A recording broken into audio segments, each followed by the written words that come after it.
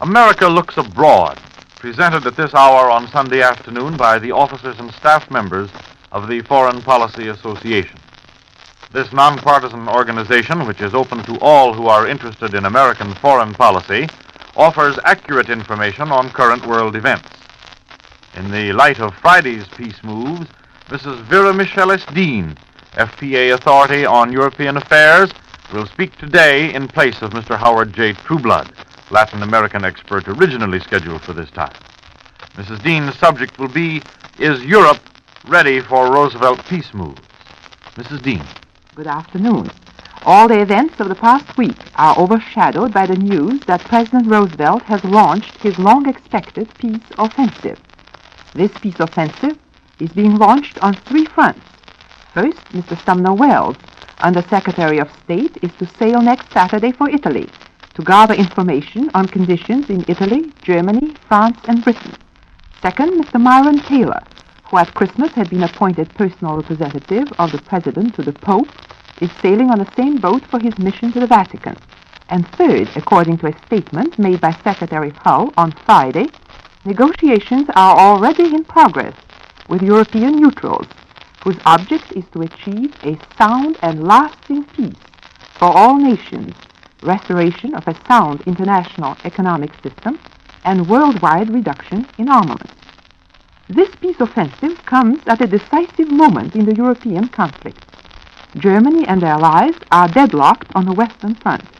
The Soviet Union has launched a new and determined attack on the Mannerheim Line and claims to have captured 13 forts, a claim vigorously denied by the Finns. In the Near East, the Allies, with the help of Turkey, are preparing for a possible drive either against Germany or Russia. It had long been expected in Washington that this spring, possibly as early as March, either the Allies or Germany or both would attempt to end the present stalemate by undertaking large-scale operations.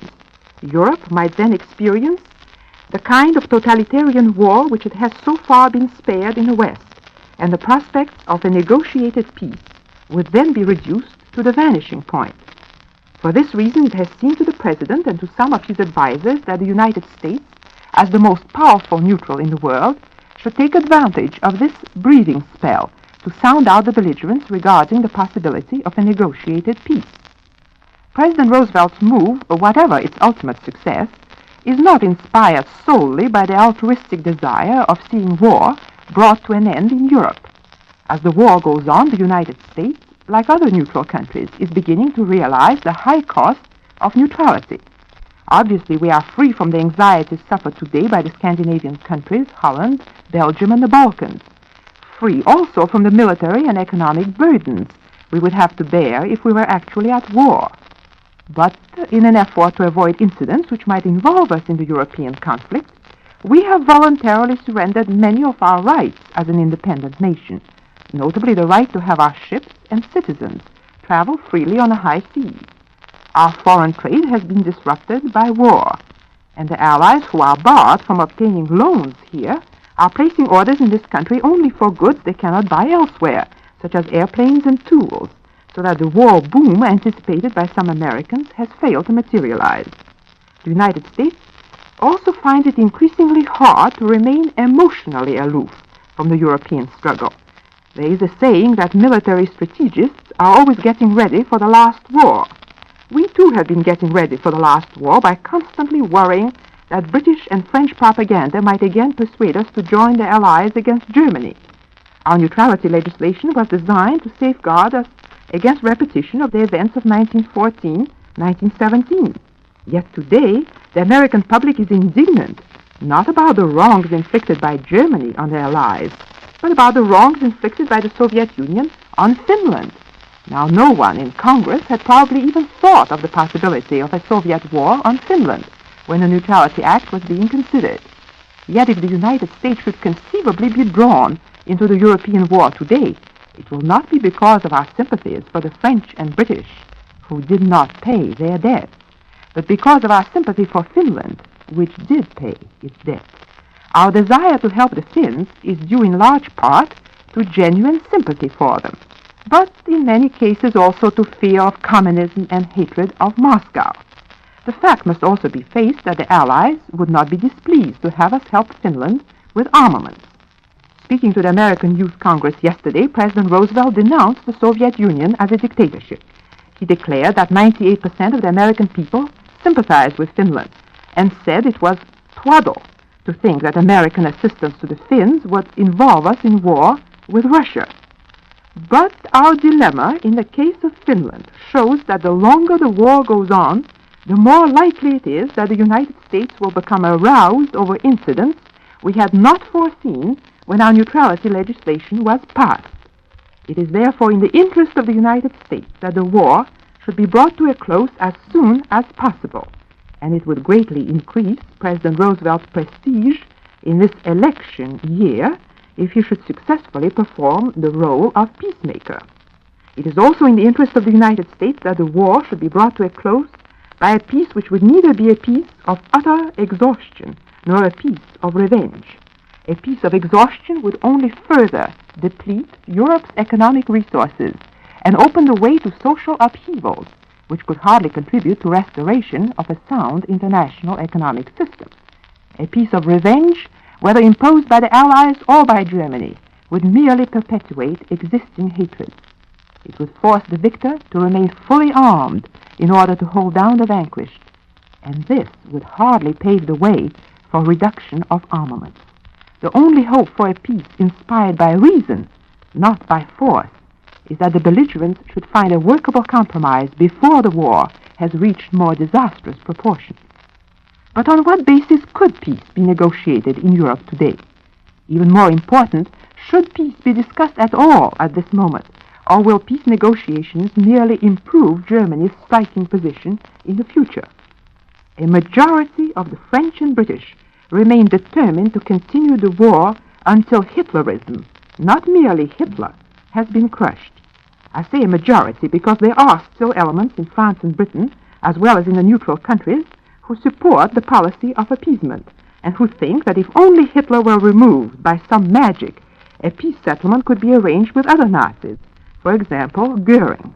Such a pro-appeasement group is active in France. Yet, in spite of its activities, the Chamber of Deputies, at the close of a secret session regarding the conduct of the war, gave a unanimous vote of confidence to M. Daladier yesterday. If this vote is an indication of French public opinion, then it would appear that France is not ready at this moment for another Munich. To understand this mood, you must remember that the French and British had come to the conclusion last September that the kind of peace Europe had known during the 6 years of Hitler's rule was even more nerve-wracking than war. They emphatically do not want to go back to that kind of peace, and they suspect that even if Hitler should resign and devote himself to painting, as he told the British ambassador last summer he would like to do, the evils of Nazism would remain and would continue to plague Europe. They want to destroy these evils root and branch, even if they have to endure a terrible war to achieve this purpose. The question, of course, is, how can these evils be destroyed? Can Nazism be crushed without also crushing the German people? And if the German people are crushed in the process, what hope is there of reconstructing Europe after the war? To this, the French and British say that Europe will know an even worse fate if the Nazis remain in power, and worst of all, if Germany should prove the victor. So they demand war to the finish, and many of them feel that the United States, by intervening at this time, is playing into Hitler's hands. At the same time, we have to realize that millions of Germans who oppose Hitler on every other ground are reluctant to accept a peace dictated by their allies because they fear that Germany might then be dismembered and humiliated. They believe that Hitler alone can preserve German unity, and the desire to achieve unity has dominated the German people for at least a century.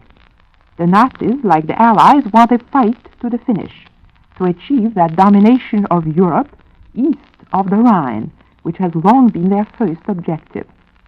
The problem of the Allies, and also of the United States, now that we have launched a peace move, is to find within Germany a group of Germans who could succeed the Nazis if Hitler were overthrown, and negotiate a compromise with the Allies. There is still danger that the Allies and the United States might seek to come to terms with the German monarchists and industrialists, men like Fritz Thyssen. These men never believed in democracy or liberty. They helped Hitler to power because they hoped he would crush communism and restore Germany's military prestige. Now they hate him because he has signed a pact with the Soviet Union. Should their allies in the United States lean on these men in their efforts to achieve peace, they might find themselves supporting the forces of reaction in Germany, not the forces which might eventually produce a democratic system. And it is difficult to believe that the French or British or American people really want to support reaction in Germany. It is into this vortex of conflicting forces that Mr. Wells and Mr. Taylor will be plunging next week. We can only hope, for the sake both of Europe and of the United States, that our peace move is not being lightly undertaken, that it will not be made a football of domestic politics, and that the Roosevelt administration, as well as the American people, will be fully aware of the responsibilities it implies. For obviously, by exploring the possibilities of peace in Europe, the United States is departing from the path of strict isolation. It is starting on a course which may necessitate some form of open intervention.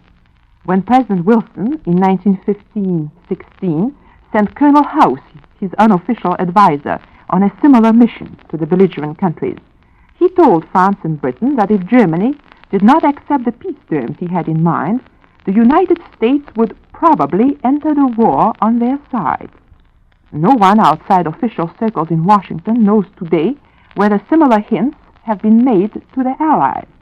No one knows what promises are being held out to the Nazis for good behavior.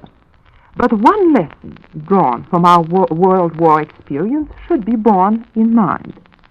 The intervention of the United States, first in the role of peacemaker, then in that of belligerent, profoundly altered the balance of power in Europe at that time and enabled their allies to win a military victory. This victory might have proved more fruitful if the United States, having shouldered the burdens of war, had remained to shoulder the burdens of peace.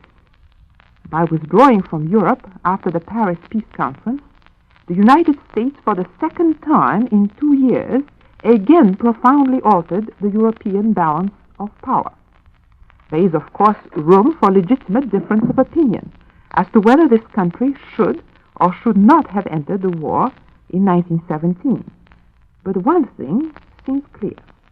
If this country does not intend to bear a share of the responsibility for adjusting the far-reaching problems which precipitated the present conflict, then it would be far better in the long run for Europe if we keep our hands off European affairs. For otherwise, we would again be creating vain illusions and arousing false hopes, only to destroy them as we did in 1919. Ladies and gentlemen, you have been listening to Mrs. Vera Michelis-Dean, Director of the Research Department of the Foreign Policy Association, speaking in the series America Looks Abroad. In the world of today, foreign affairs are your affairs. If you are interested in knowing the facts behind the headlines, send for a free copy of the weekly bulletin, which is written by the people you hear on this program and carrying an article by Mrs. Dean. Address your letter or postcard to the Foreign Policy Association at number 8 West 40th Street, New York. The Foreign Policy Association, number 8 West 40th Street, New York City. Tune into this station next Sunday at 3:15 Eastern Standard Time to hear another speaker in the series America Looks Abroad. This is the National Broadcasting Company, RCA Building, Radio City, New York.